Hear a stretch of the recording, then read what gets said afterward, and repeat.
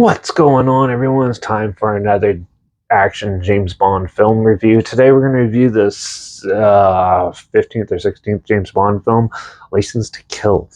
This is released by MGM, United Artists, but June 13th, 1989, and is directed by John Glenn, who did other James Bond films like For Your Eyes Only, The Living Daylights, Octopussy, and A View to a Kill.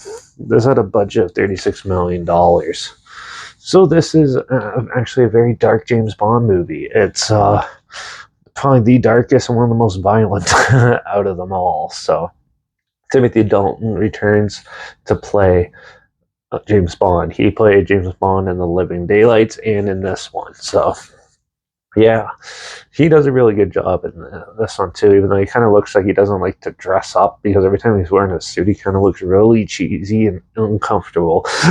But yeah, so in this James Bond film, James Bond quits the Double O agency and then goes rogue as he seeks revenge on against a drug lord who killed one of his friends. And yeah, he basically goes and hunts him down, but in the process he meets some women that kind of try to deter him from his actual, what his goal is, and he gets sidetracked. But in the end they all sort of help each other out. Typical James Bond movie. So yeah, this film is actually very well shot. The cinematography in this is actually really well done, and the music's obviously really good. The acting is really good in this. There's no real bad acting or anything, and yeah, the effects and everything work really well too. And like, there's a lot of good action scenes and stuff like that. Very well staged action scenes.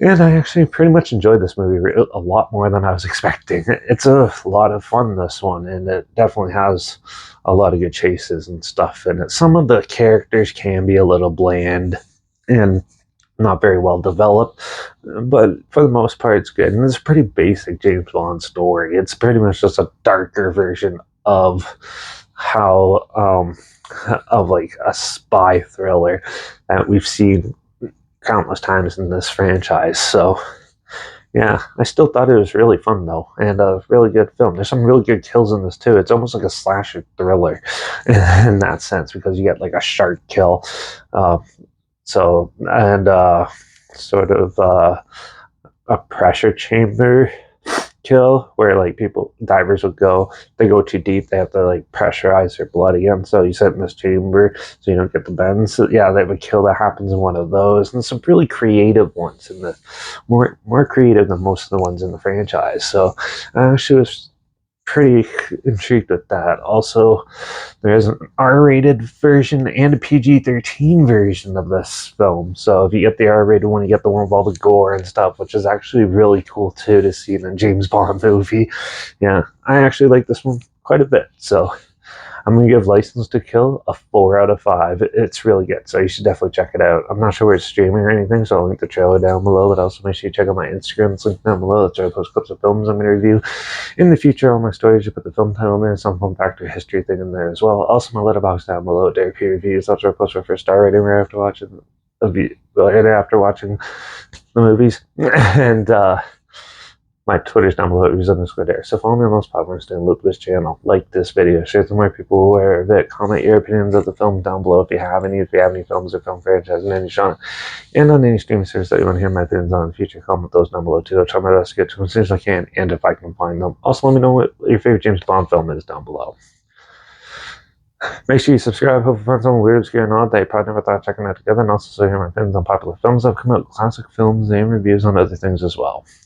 And don't forget to ring that bell, because, well, we're going to take a break from the James Bond franchise. After watching 16 of them, it's time to watch something else, because I got a couple monster movies I want to talk about. So, first up, Abominable from 2019. Now, I'm not sure if this is I don't think it's a remake of the 1996 one, but yeah, it's just this by name. So, but we'll be talking about that in the next review. So make sure you tune in for that. Watch out for all those agents going rogue, seeking revenge, and I guess I'll see you all in the next review. So until then, cheers.